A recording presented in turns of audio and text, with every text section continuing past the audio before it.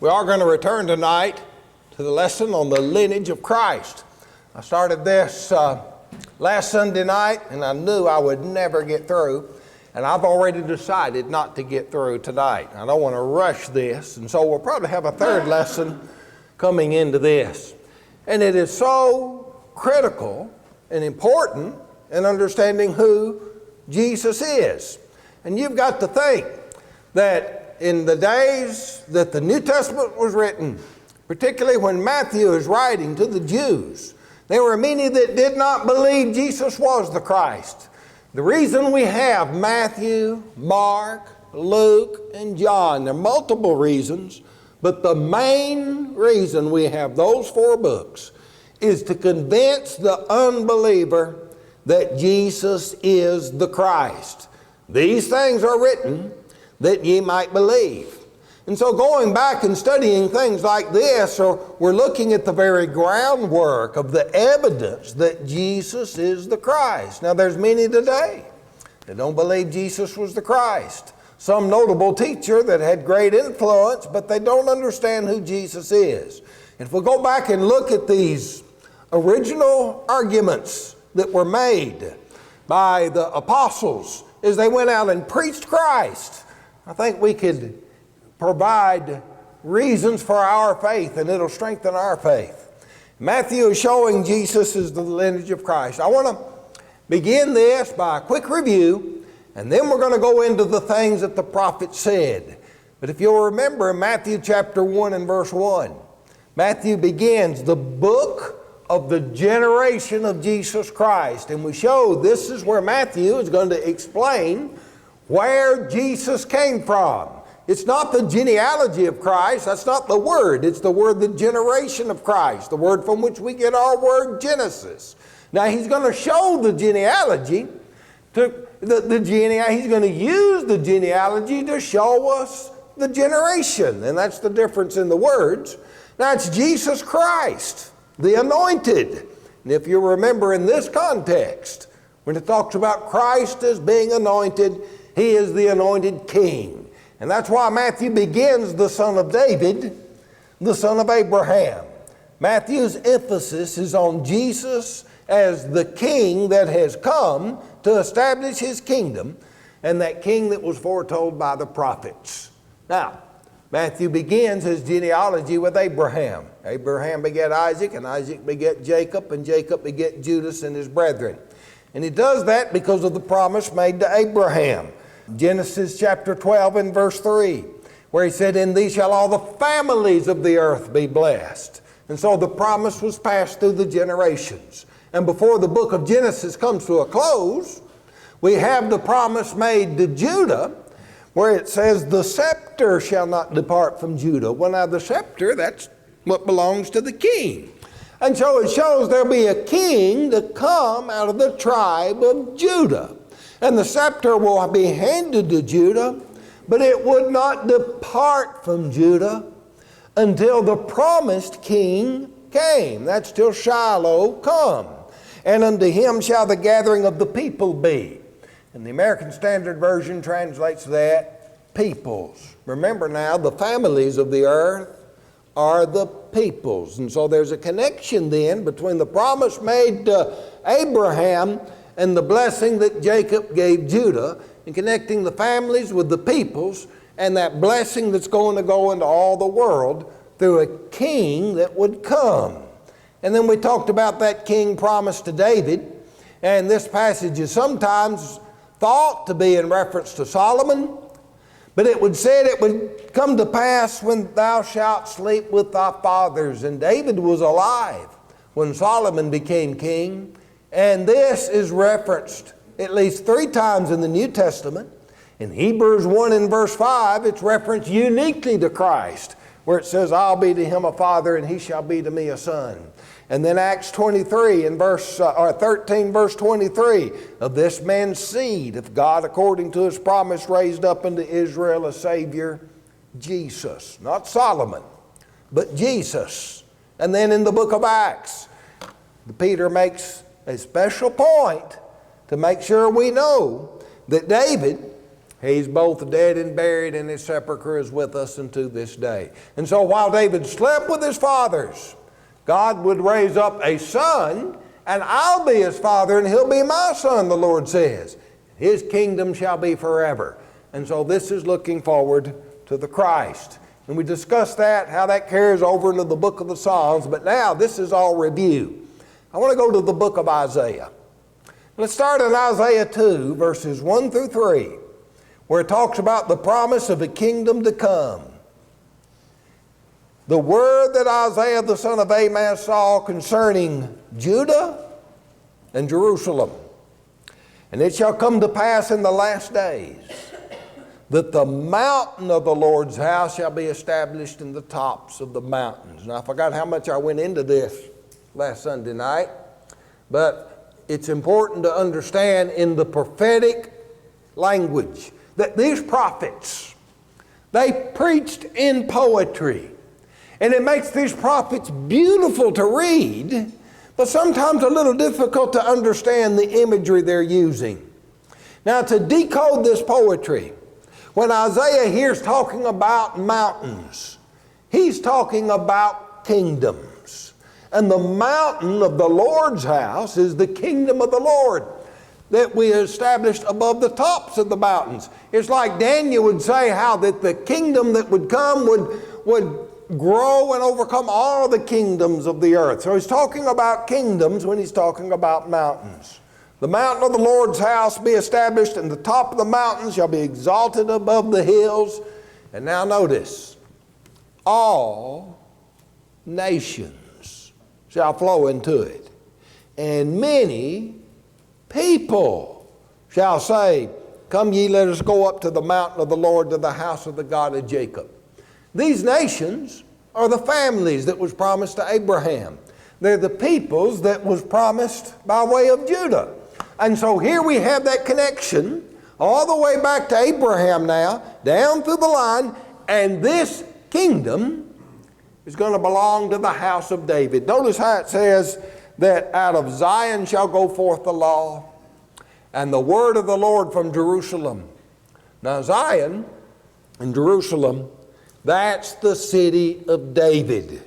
And so this ties in with that promised king that would come. And they recognize this as a messianic prophecy. It's not quoted as such in the New Testament, but it's obvious reading the Old Testament, comparing it to this lineage that we're talking about, that we're talking about the kingdom that would come when the king would come. And he would come of the lineage of David because it's in Zion and in Jerusalem. Now, there was a long line of kings that came out of David, Solomon being the first one, and then Rehoboam, and then Asa, and then on down the line it goes. But all of these kings were not good kings. Now, I'm not talking about how well they administered the kingdom. That's a different matter. I'm talking about good as God defines good. A lot of these kings turned to the heathen idols and practices and gods of the nations round about them. They wanted their kingdom to be respected by the other kingdoms that were round about, and they forsook the Lord. And one of these was the king by the name of Ahaz. Ahaz is of the house of David. But Ahaz was not a king that acknowledged Jehovah to any great extent. He may have let him be one God among many gods and equal to the gods of the nations, but he was kind of embarrassed about the old religion. And he didn't like Isaiah, the prophet of the old religion. Now, while Ahaz was king, the lineage of David was threatened, because a mighty king came out of Assyria and joined in confederacy with the king of the northern tribes of Israel, and they came up against Jerusalem. And Isaiah went into King Ahaz to assure him that Jehovah God, the Lord God, is not going to let the lineage of David fail during this crisis. And so as he comes to Ahaz, he said, Ahaz, you've got assurance from the Lord that this won't happen. Ask a sign so you can be assured that this will not happen to Jerusalem. Ahaz says, I'm not going to ask a sign of the Lord. Have you ever had anybody try your patience? I mean, just really push you to the breaking point and weary you? That's what Ahaz is doing. And the Lord's patience is tried, and Ahaz is tried, and he said, you weary me. Well, I'm going to give you a sign. Now, that's what's happening here in Isaiah chapter 7. I'll begin reading in verse 10 and go through verse 16. And I want you to notice particularly the language here, that he gives a sign not just to Ahaz, but beyond Ahaz, he gives a sign to the house of David. Now watch this. The Lord spake again unto Ahaz, saying, ask thee a sign of the Lord thy God. Ask it either in the depth or in the height above. But Ahaz says, I will not ask, neither will I tempt the Lord. And he said, hear ye now, O house of David. Is it a small thing for you to weary men, but will you weary my God also? You see, he's just getting pressed to the point here. You weary me. And because he would not, see, if he was to ask a sign of Jehovah, and that came to pass, that would acknowledge Jehovah, wouldn't it? And that's not what Ahaz wanted to do. So he says, I'm not going to ask. I'm not going to tempt the Lord. And Isaiah saw right through that, and the Lord saw through it as well. You weary me. I'm going to give you a sign. Now notice, he said, ask a sign of the heaven above or of the earth beneath. This was no small matter. He was not going to ask a small thing. You ask a big thing. He said he wouldn't ask anything. Well, that by this context means the sign that he was to ask for was to be a miraculous sign, not just a common event, an occurrence among men. And so Isaiah says, therefore the Lord himself will give you a sign. Behold, a virgin shall conceive and bear a son, and thou shalt call his name Emmanuel.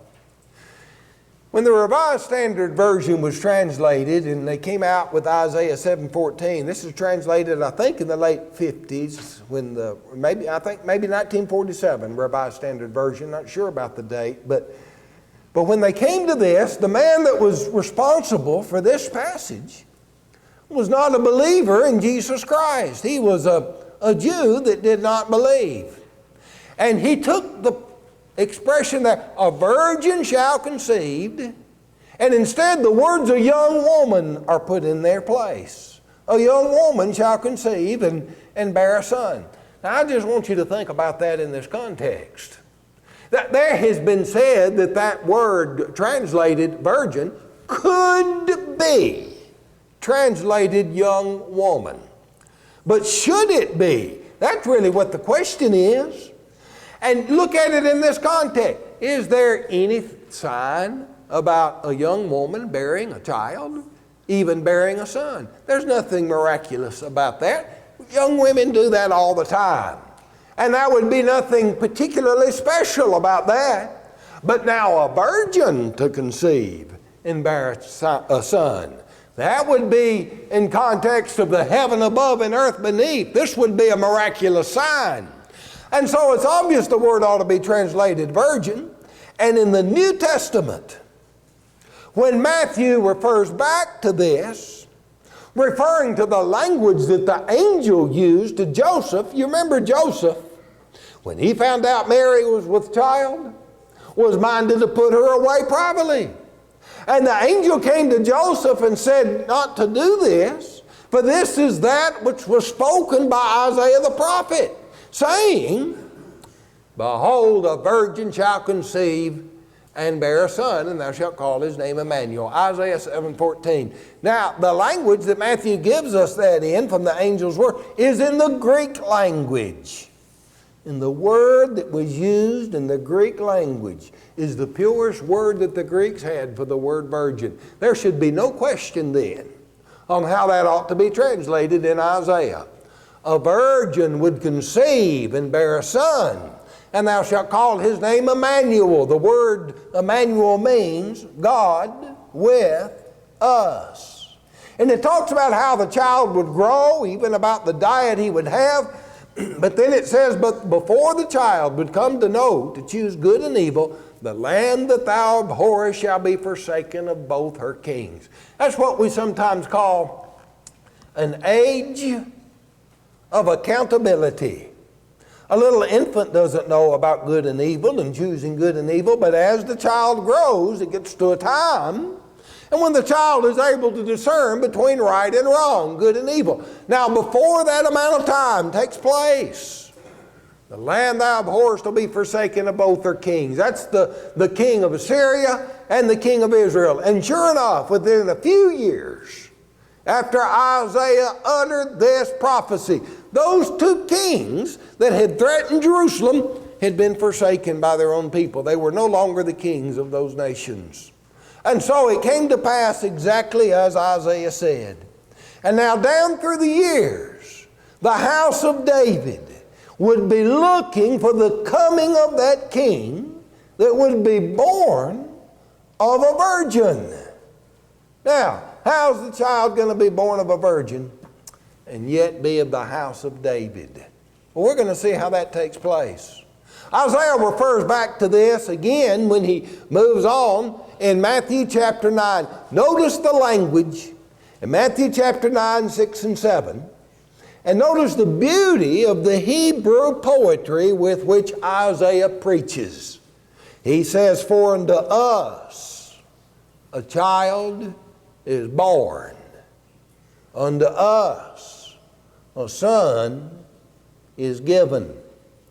Hebrew poetry has in it that element that I've talked of many times in the Psalms of parallelism, of saying the same thing over but using different words, and every time you say it, it adds to the significance of what is just been spoken. Now, a child being born, that happens all the time. Unto us a child is born. Well, all of us can say things like that. Unto us a child is born. I'm going to have another child born here in October. That'll be 7 grandkids in 7 years, okay? So that's pretty special to me, but that's not really an uncommon event. But now listen, a son given. You see how the language takes on an added significance? It's not just a child born, it's a son given. Now notice what the son would be called. Wonderful Counselor, the Mighty God, the Everlasting Father, the Prince of Peace.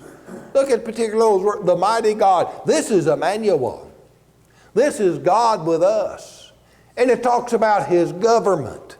The government shall be on His shoulder, and of His government and peace there shall be no end. That government is His kingdom. And that's why it says, upon the throne of David and upon His kingdom. So this is that king that was promised to David, else he wouldn't be sitting on the throne of David. And He's coming with His kingdom. And I want you to notice these words, to order it and to establish it with just judgment and with justice. Now just remember that expression. I'm going to get back to that in just a minute. With judgment and with justice.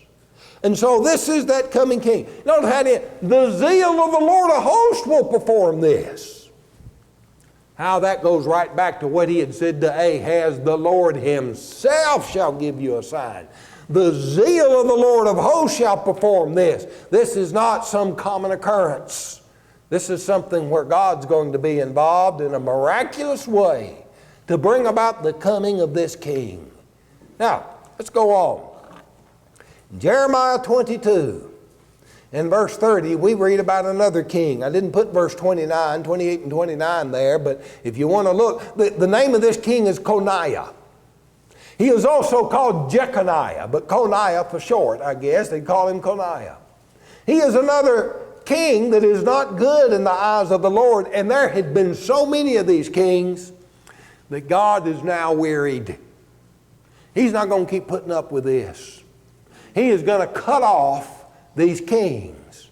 Now, He's not going to cut off the line of David, but there's going to be no more of the line of David sitting on the earthly throne in Jerusalem. Coniah is it.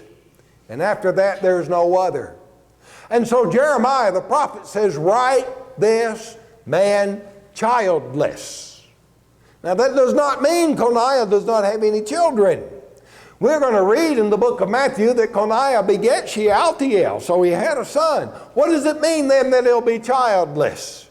It means he'll have no heir to the throne. That's the significance of the words. That man shall not prosper in his days, for no man of his seed shall prosper, sitting on the throne of David and ruling any more in Judea. And whether Shealtiel or any other would try to usurp that and reclaim that throne of David, they wouldn't be able to do it on the earth. Ezekiel says in Ezekiel 21, 26, and 27, thus saith the Lord God, remove the diadem and take off the crown. There shall not be the same. Exalt him that is low, abase him that is high. I will overturn it. And it shall be no more till he come whose right it is. And I'll give it unto him. And so as far as the earthly throne of David is concerned, no man's going to sit on that throne till he comes whose right it is. And so there's the promise. Emmanuel will come. He'll sit on the throne of David and establish his kingdom. But it will not be in Judea. When he sits on his throne, he'll sit on the throne of David in heaven. And he'll rule from heaven over all the earth, all families, all peoples, all nations. Now I want you to think of that line of David as a mighty tree that has grown. And the Lord has cut it off. That mighty tree has fallen, but the roots are going to live. We read down in Matthew 1 verses 11 through 12, Josias begat Jeconias and his brethren, that's Coniah, about the time they're carried away into Babylon. And after they're carried away into Babylon, Jeconias begat Shealtiel, Shealtiel begat Zerubbabel. You read down that genealogy that Matthew gives, and you have the patriarchal genealogy from Abraham to David. And then you have the genealogy of the kings from David to Jeconiah. But after that, the genealogy goes to a root. It's growing. It's going underground and unseen by the eyes of the world and by history as the others were beforehand. And it continues. In Isaiah 11 in verse 1, Isaiah says, there shall come forth a rod out of the stem of Jesse, and a branch shall grow out of its roots. You've cut trees down before and seen the great big tree fallen to the ground and chopped up in the firewood and hauled off, and then sprouts come back up from the roots, don't they? Well, that's what's going to happen with the lineage of David. There'll be a stem to come out of Jesse. A branch will go from his roots. Isaiah 11 in verse 10, in that day there shall be a root of Jesse, which shall stand for an ensign of the people. To it shall the Gentiles seek. And there we go. Now we got the families of the earth and all the peoples of the earth and all of the nations, and now the Gentiles coming to the branch that's going to spring forth from Jesse's root. Jesse being the father of David, remember?